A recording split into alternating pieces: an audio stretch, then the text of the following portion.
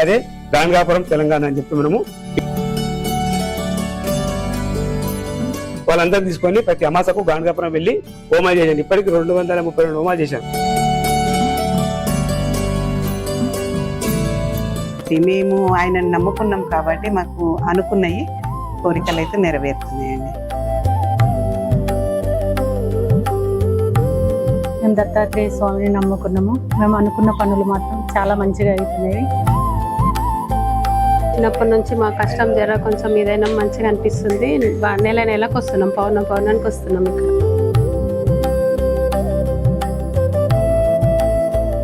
అందరికీ నమస్తే అండి. మనమైతే ప్రస్తుతానికి వంగపల్లిలో ఉన్న శ్రీ గురు దత్తాత్రేయ స్వామి టెంపుల్ కి అయితే వచ్చాము.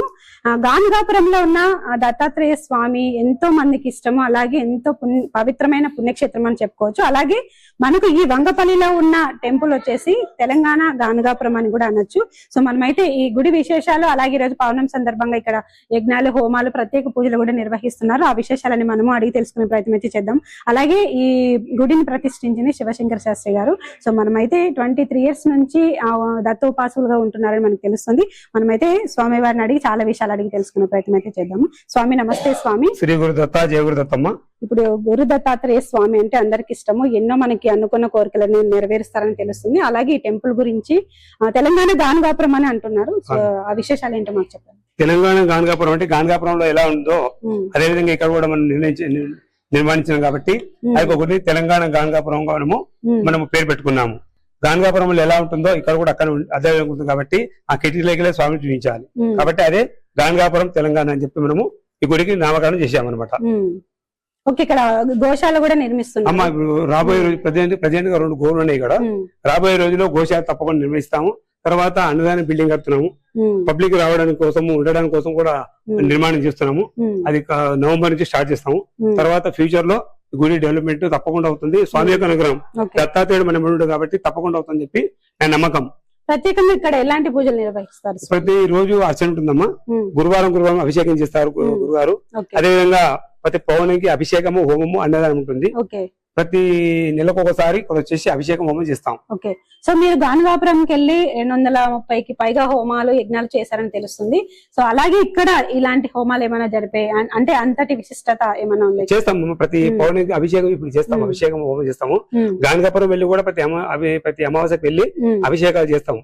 ఎందుకోసం అంటే ఒక్కొక్క కోరిక ఉంటుంది కాబట్టి చెప్పాను వరకు సంతానం లేని వారికి, ఉద్యోగం లేని వారికి, వివాహం కాని వారికి, ఇల్లు లేని వారికి అనేకమైన కోరికలు ఉంటాయి. వాళ్ళందరూ తీసుకొని ప్రతి అమాసకు గాన్గాపురం వెళ్ళి హోమాలు చేశాను. ఇప్పటికి 232 హోమాలు చేశాను అక్షరాల. ఒక స్వామి అనుగ్రహం. ప్రతి అమాస అక్కడ ఉంటాను, పౌర్ణమికి ఇక్కడ ఉంటాను. ఆ సంకల్పం వల్లనే ఇక్కడ గుడి నిర్మించాను. మీరు 23 years నుంచి దత్త ఉపాసకులుగా ఉంటున్నారు.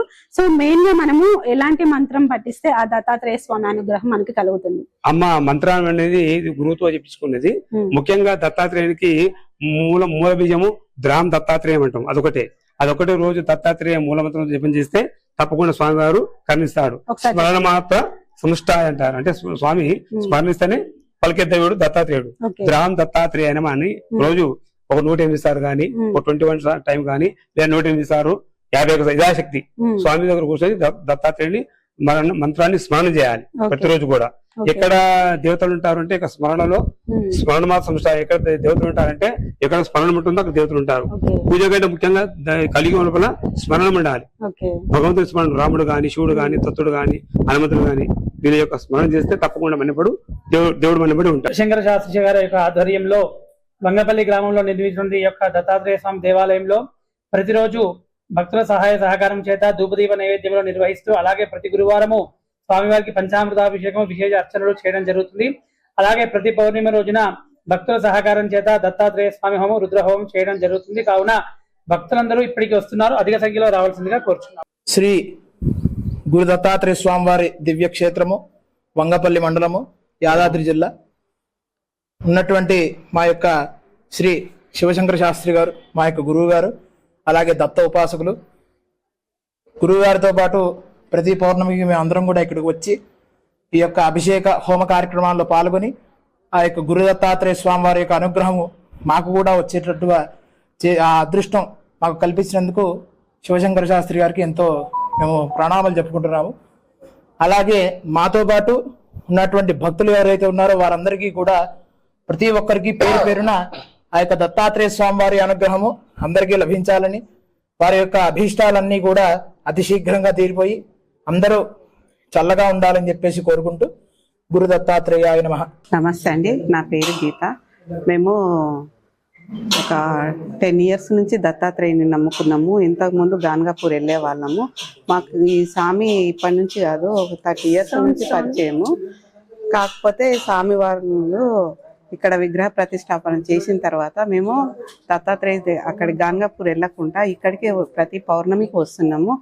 ఏమన్నా సంబరాలు ప్రత్యేక దినాలు ఉన్నా కానీ ఇక్కడనే అభిషేకాలు, అర్చనలు, పూజలు చాలా ఘనంగా చేస్తారు. ఆయన ప్రసాదం, తీర్థ ప్రసాదాలు కూడా మేము స్వీకరిస్తాం.